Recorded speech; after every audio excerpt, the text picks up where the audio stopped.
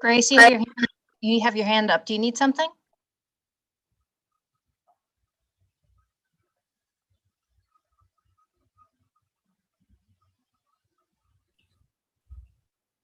Hi, nope. Just to be as a panelist, just flagging myself for IT.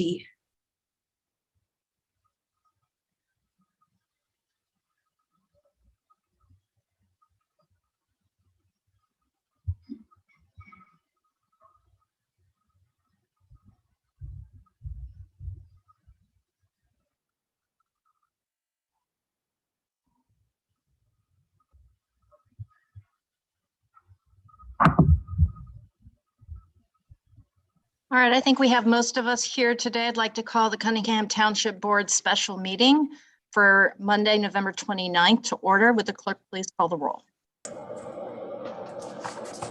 Ms. Wu, Here. Mr. Evans, Ms. Hersey, Ms. Colasetti, Here. Ms. Bishop, Ms. Bishop, Here. Ms. Wilkin, Here. Mr. Quisenberry, Here. Mayor Marlin, she's not here, Ms. Chenoweth, Present. Mr. Williams. Thank you. Thank you, Phyllis. Do we have any additions to the agenda tonight? All right, seeing none. Now is public participation. So before I do that, let me say this statement. Pursuant to the gubernatorial disaster proclamation, the declaration of emergency for the city of Urbana, Illinois, related to the COVID-19 pandemic, and in accordance with changes to the Open Meetings Act, Public Act PA 101-0640, it has been determined that an in-person public meeting is not prudent or safe at this time. Members of the public body will attend remotely using a Zoom webinar. Members of the public body may attend via Zoom or view meetings remotely on Urbana Public Television through Comcast Xfinity or Channel 6 and 1096. i3 broadband on Channel 6, AT&T Uverse on Channel 99, and streamed online over the web, which is livestream.com/Urbana. So at this time, if you would like to address the Township Board, please raise your hand.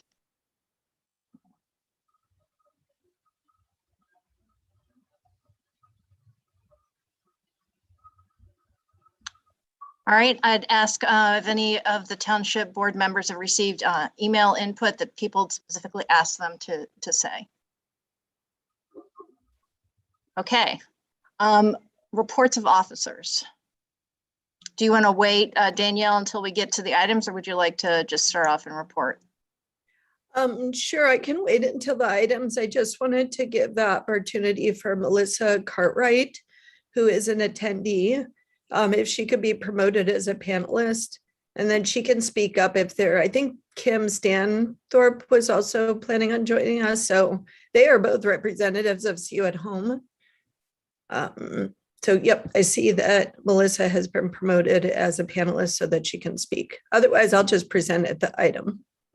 Okay, so for new business, we have resolution number T 2021-11-016R, a resolution authorizing the Cunningham Township Supervisor to sign a contract with Blue Cross Blue Shield for health insurance coverage effective January 1st, 2021. This is a reminder, this has to be approved by December 1st, so 2 days, in order for it to take effect. Danielle? Yeah, so when you met as a town board last, I think there was perhaps some questions about which plan we were going with. So I've included the plan with the costs, and the costs are age-based. So I actually included the entire chart of the age-based costs. It is the same plan we've had for a number of years. It's P530 PPO, and the cost has been estimated for the budget, and the budget that you approved basically will cover the cost plus some. So if our census does not change, we will come under budget for health insurance this year with this particular choice of health insurance coverage. Happy to answer any questions you have. Technical questions for Danielle? All right, seeing none, I'll entertain a motion.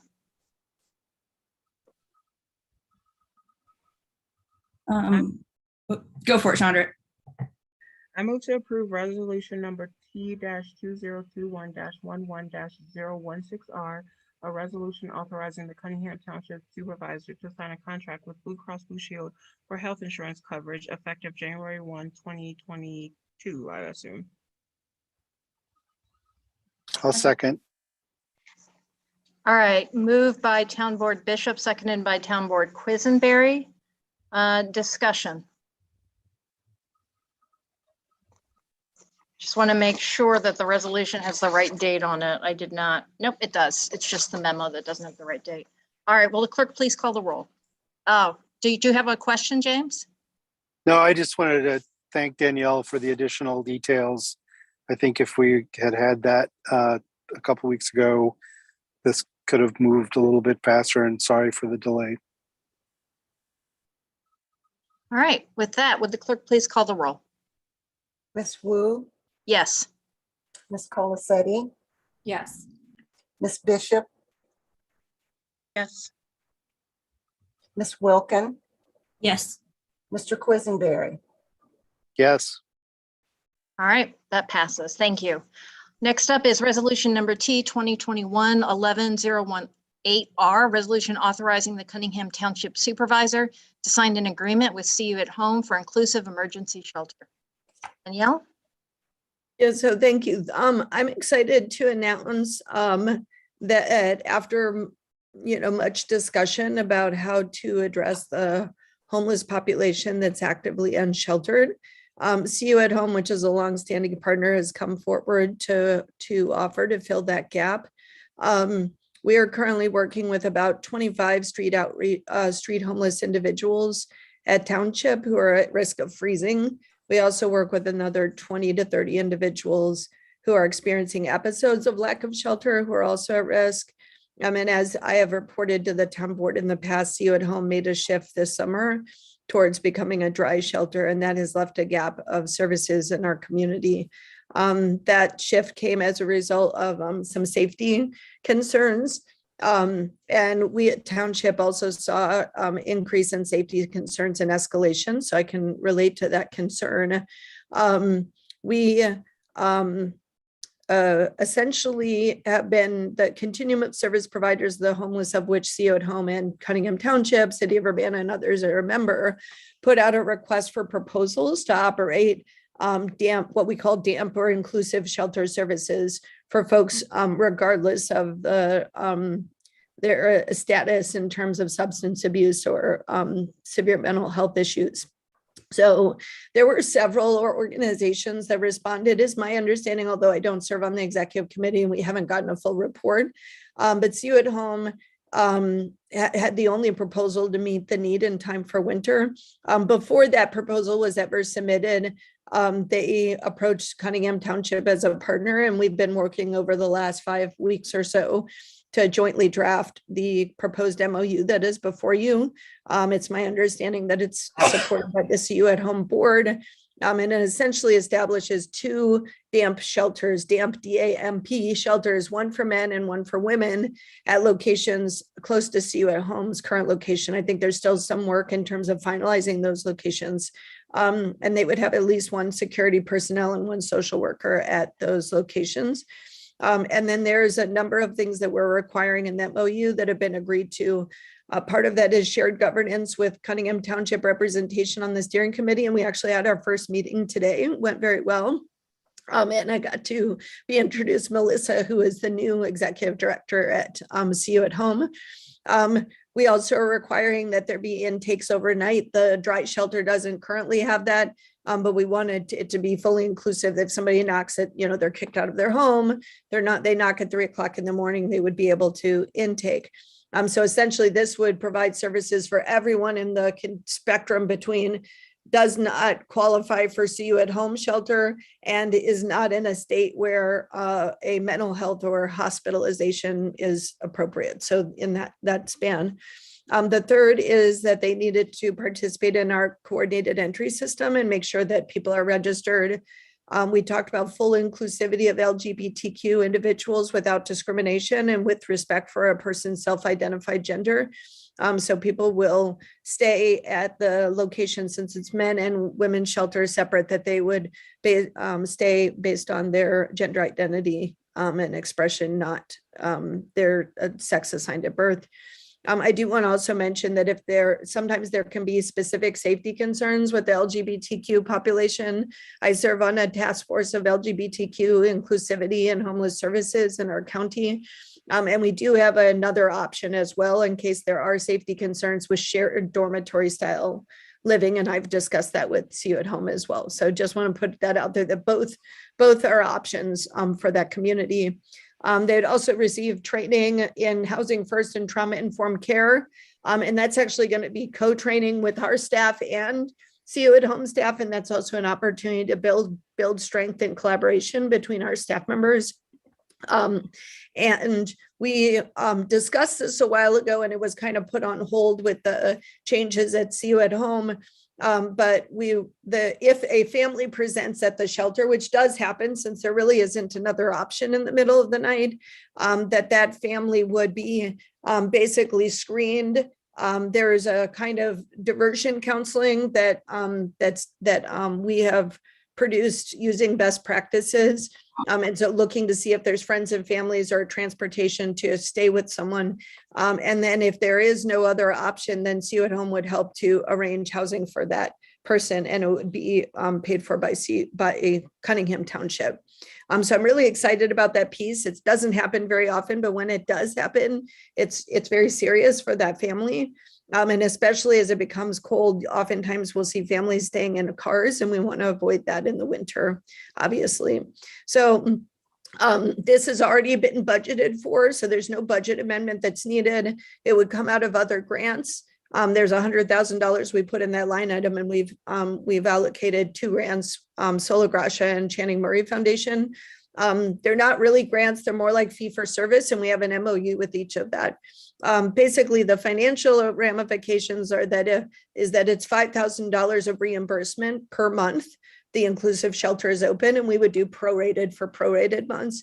So right now they're planning on being open for 4 months, and that would be $20,000. But we did in the MOU say it could go up to $25,000 just in case they need some additional cushion or time. It's really cold in April or something like that. We just wanted to offer that option. And then there is, based on the steering committee report today, it does appear that if all of the boards agree to the staff recommendations from City of Champaign, City of Urbana, RPC, the county, us, CU at Homes Board, they will meet their budget to make this happen. So we're looking at a potential open date of December 13th. That's contingent upon staffing and solidifying locations.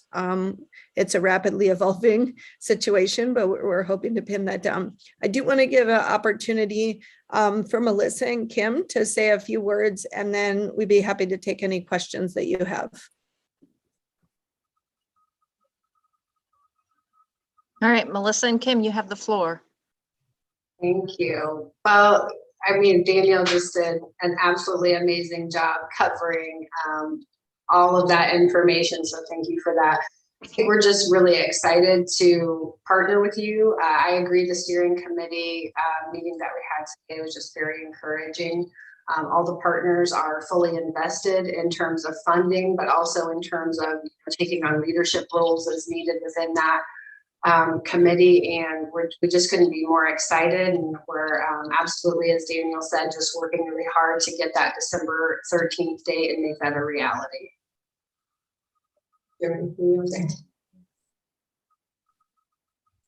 Any questions for Melissa, Kim, and Danielle? Chris? Thank you, Mary Alice. Yeah, just a quick question. What's the this might be hard to estimate, but do you know what your capacity or occupancy, number of people served might be? Do you want to speak to that, Melissa? I can also share what Rob has shared, but go ahead if you have an answer. So I'm not sure if I have the exact numbers. I know that I've heard between, 20 and 30 men and possibly up to 10 women would be, kind of the larger end for those numbers. Yeah, that's what I've heard as well. And I think that is on the larger end. I think it'll probably be smaller than that. But as we've seen various winters, it's like, it's a weird feast or famine. Like it just, as Kim can attest, because she has been involved with Austin's Place for many, many years. It varies wildly based on the needs and the temperature and what's going on in the moment. The hope is that this would be able to accommodate all the individuals who do not qualify for, within that spectrum I talked about, are not necessarily going to be hospitalized, but are also do not qualify for CU at Home's dry shelter. All right, other questions? Grace? Thanks. I guess as a follow-up clarification on that one too, because so this is the new damp shelters that will have that low barriers to entry. And that's in addition to the current dry shelters available, right? And so that capacity of 20 to 30 men, up to 10 women, are you talking about the additional damp shelter or is that total? That's additional damp shelter. Okay. And I guess you said it really depends on the need and the time of year, but like, do you expect that would meet most of the need? Yes. Cool. Thank you. All right, other questions? I had two questions. I think Danielle, you mentioned some of the other partners. So you said RPC, Champaign, and the county. Are there other partners involved? Yeah, so in terms of funding partners, City of Urbana, City of Champaign, Cunningham Township, RPC, Champaign County, and CU at Home, all of their boards have to approve this. So I can't say that they are currently funding partners, but there will be proposals within the next 2 weeks to all of those boards for funding. And the total number that is being proposed does equal the need as outlined in the budget by CU at Home. Are you able to share the overall budget that you're trying to achieve? Melissa, do you want to give the latest on where we're at with that? I don't know if I have the latest budget. It's it's a contingency budget, so it ranges between $550,000 and upwards to $700,000. And the reason why it's variable is because we are looking for security at both locations. The City of Champaign's actually requiring security at both locations. So that would mean a security firm providing services. It wouldn't be police officers, but it would be a security firm. So we've estimated on the higher end of that so that in case it comes in, greater than expected, it would be covered. All right, thank you. If there's no further questions, I would entertain a motion.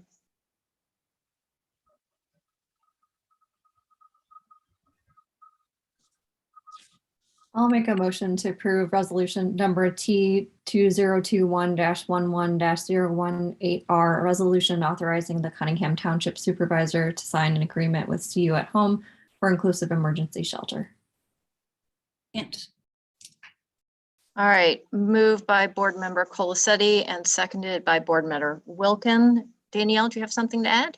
Yeah, just want to make sure that when you move, I had sent an updated version briefly right before the meeting based on some input from town board members, mostly typo issues. So I just wanted to make sure that that when you're making the motion that you're moving the version that I sent. And the changes to that, I'm just looking up now, just so that you're aware between what is online and what is being proposed. is that it's the end of the year, so I want to call everything 2021, but it's actually going to end at 2022. So there are two places where the date needs to be 2022. One is operating through April 15th of 2022, and then this contract or MOU goes to until the end of the fiscal year, June 2022. So those are just typos. And then Mary Alice had suggested we add by ordinance in the anti-discrimination section. So it says, basically you can't discriminate based on any category prohibited by law or by ordinance, to make it clear that it includes our local ordinance in Urbana. So those are the only changes that I sent out to you. All right. Would Jaya and Grace, would you approve the amended changes? Yes. Motion with the amended changes. Grace, did you have another question, Grace? Yeah, just comments, discussion stuff. Try not to lose it. One of them was, thanks for putting this together. I think this is a great need, and I appreciate the work that's gone into this. I think it's a great step, and I hope that it can fill those gaps so that people aren't left out on the streets in the freezing cold temperatures. So I really appreciate that. And I lost whatever else I was going to say. All right, we can come back to you. Jaya? I just wanted to quickly thank Danielle too. She had answered a question for me about non-binary folks, and specifically for men and women. So I think that's important to note that there are options for folks who do not fall in the binary. And I really appreciate the additional efforts to protect LGBTQ+ members of our community who might be vulnerable in group settings in this approach as well. Yeah, as a person who identifies as non-binary, this is really important to me.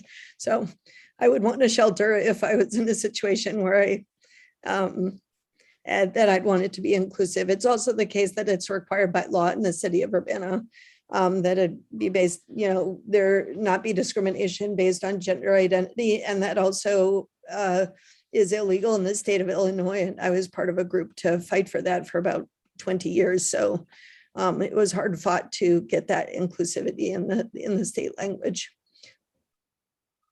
Any other discussion? Grace? I don't remember if this was what I was thinking of before, but just wanted to share too, in talks with Danielle, and feel free to, share more, but that we'll have the locations advertised and shared and how to sign up, and it's supposed to be these low barriers to entry so people can show up and get referrals and have the whole system. So I think that's great. And, just for the public, that I think there's plans in the work, plenty to share and make sure people know how to use this, these shelters and this resource. And I guess we're on discussion, but kind of a question, if that's okay, was about the report too, because the report is going to Cunningham Township Supervisor office. Is that right?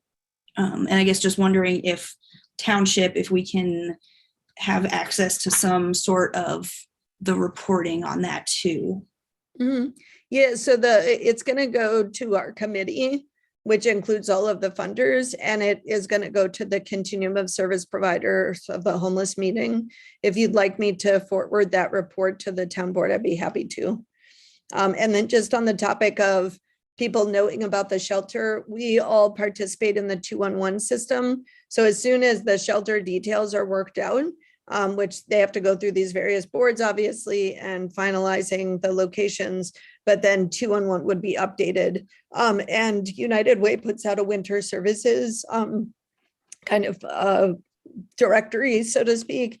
And I would assume that will be updated with this information and sent out. And that is one way that healthcare workers, police, fire, that's kind of like the local standard to find out what emergency or winter services. And then obviously anyone in Urbana, hopefully, I feel like we've gotten to the point where people know how to find township. We get Facebook messages and phone calls and texts and emails and everything. And so if anyone ever has any questions, they can always call the township. And we'll also post it on our website so that information is available in case it's after hours. Is there any kind of notification or pamphlet or anything available at warming shelters, the official warming shelters in town? Yeah, I think the United Way, so all of the providers that I'm aware of, including Township, when we receive the United Way Winter Services document, we print it and put it on our window. And then they have copies at the various shelters throughout the community. So again, that'll have to be updated once we have the finalization, but I made a note to reach out to United Way to make sure that we get that updated version. All right, any other discussion? James? I'd like to call the question. All right, would the clerk please call the roll? Mr. Quisenberry, Yes. Ms. Bishop, Yes. Ms. Wilkin, Yes. Ms. Wu, Yes. Ms. Colacetti, Yes. Mr. Evans. Yes. All right, that motion passes. And I believe there's no further business before this board. So I wish you warm, hopefully, and a good night. Thank you very much. Thank you. Thanks so much, Kim and Melissa, for joining us. Appreciate it. Thank you. Thanks, Danielle. Mhm.